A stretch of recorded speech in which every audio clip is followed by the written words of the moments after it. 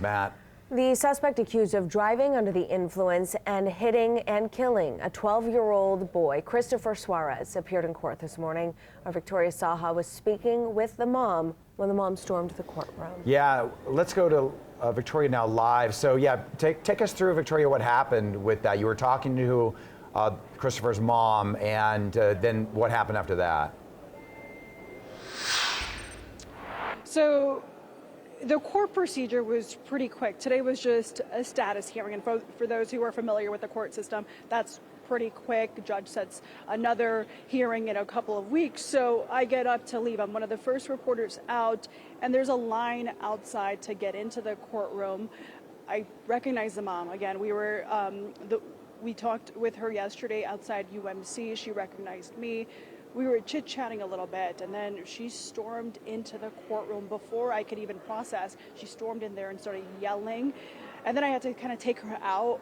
But when things got a little calmer, we brought her here down into the lobby, and she told me exactly how she felt as soon as she laid eyes on the suspect for the first time.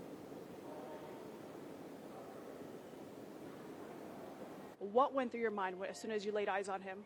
He was smiling. He was sitting there smiling. Like nothing happened. Like he was just there for a regular court date. Like, oh, I got arrested last night and I'm going to get out today. He was just smiling there. That's what set you off? Of course. And I want everybody to know that he's a killer. What went through your mind as soon as you laid eyes on him? He was smiling. He was sitting there smiling. Like nothing happened. Like he was just there for...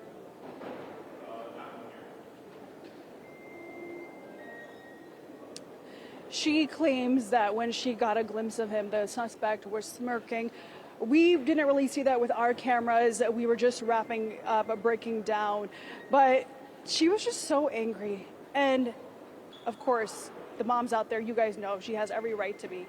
All she kept saying is, this isn't fair, and this isn't fair. Christopher, 12 years old, 7th grade student, straight A student, walking to school on a Friday, a day that kids are usually happy, right? They're wrapping up the week. His twin sisters were just ahead of him, and he was trailing behind them. That's when he was hit. So she just wants the suspect's face out there. She wanted the suspect to see her as well.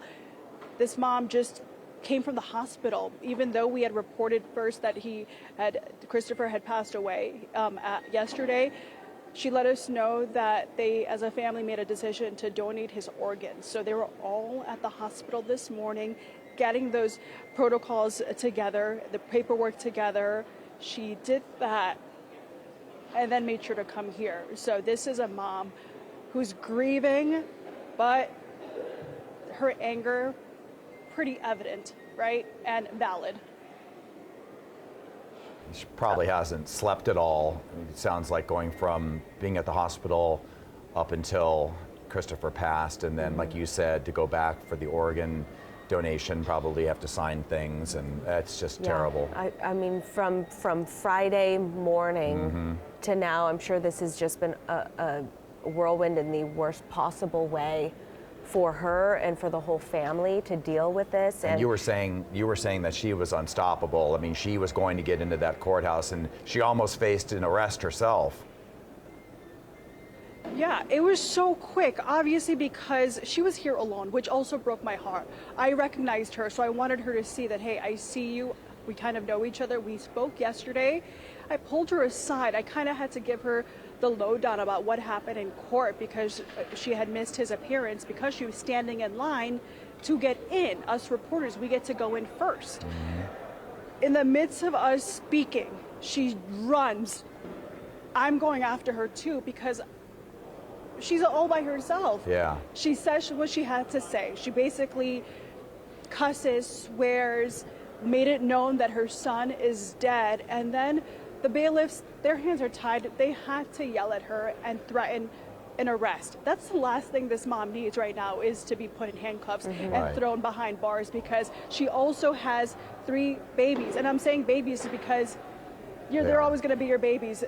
Christopher had twin sisters, a year younger than him. They have an older brother. Christopher was the second one. And she said that he was always like the smarty pants of the group.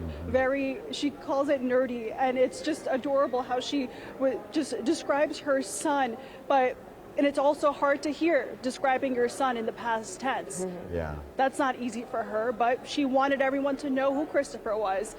He loved school. He was on his way to school on a Friday morning, early, because he wanted to perfect his mariachi performance that evening that he was looking forward to.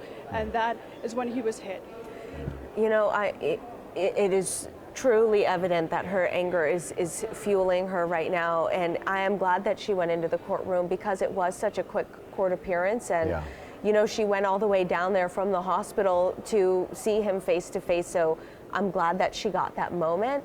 This family seems unstoppable. We heard from them at the crash site this morning, 3 days after Christopher was hit, as they laid out that they've been trying to get this street fixed, taken care of, made safer for the last 6 years. That's been ignored, and now we're probably seeing why, because the older brother probably also went to that school. Well, and Christopher even said, Victoria, you said Christopher would come home several days and say, I almost got hit. Yeah. That was like astonishing to hear yesterday when I was speaking with the mom. She said that Christopher would come home and say, Mom, I almost got hit today. You know, so he's had many close calls. But this is a route that they walk every single day. And in the arrest report, it wasn't like he wasn't walking where he was supposed to be walking. The arrest report that we got yesterday laid out that the pedestrian lights were on. It's very clear this is a school zone. We were out there Friday. We saw there was 3 schools in the area, a high school, a middle school, and an elementary school. So it is packed. I was there during dismissal. It's packed. There's no way you wouldn't see a child crossing. Right, and that was shocking too about the arrest report, Victoria, was that when police found the suspect, Orion Brooks, he said he knew he hit something, but he didn't know what. I mean, come on, you're in a school zone. He admitted to police he smoked weed before and after the crash, and he was even taking his own kids to school. He was smoking marijuana and then driving high. with the kids.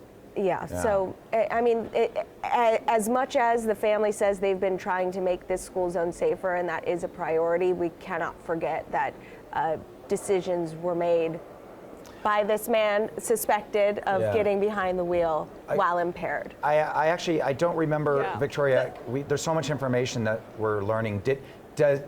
In your past story, did you talk about, does he have prior convictions or anything?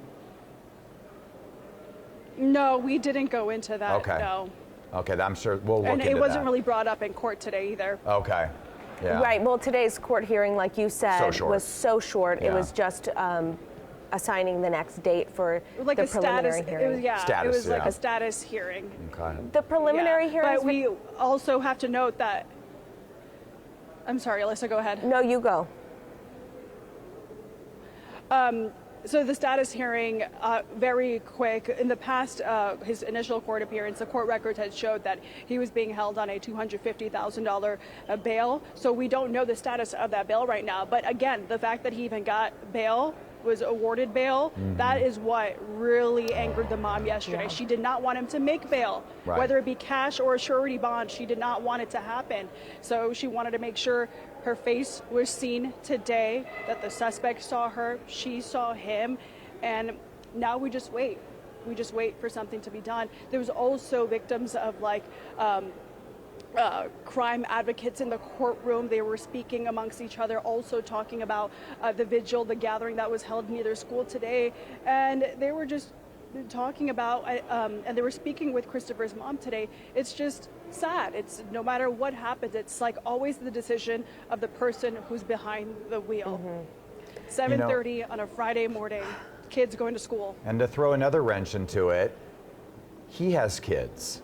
Okay, now they're innocent in all this, and he's driving around, according to him, smoking marijuana driving them to school, but what about these guys? And the fact he's driving them, where is there a mom? Right. Is he taking care of them? Does he need bail just to go? You know, there's so many innocent people Right. that are affected. Yeah. Then the mom yesterday when we were talking, it's the suspect ruined. Well, you know, Christopher's life is gone, but she also made it clear that their life is gone. Yeah. Their life will never be the same. Never. His family still has to drive by that area every single day. His twin sisters, who are a year younger than him, still have to walk that route every single day and still have to go to that middle school. Yeah, a parent should never have to bury their child, Victoria. I'm so glad that you were in the courtroom and there Yeah. for her today, as she said what she needed to say to the suspect. But like you mentioned, she showed up to court alone today. So I'm very glad that you were there for her. Sure. All right, we'll let you go, and yeah, we'll be looking forward to any news that comes out for the later newscasts. Yeah. All right.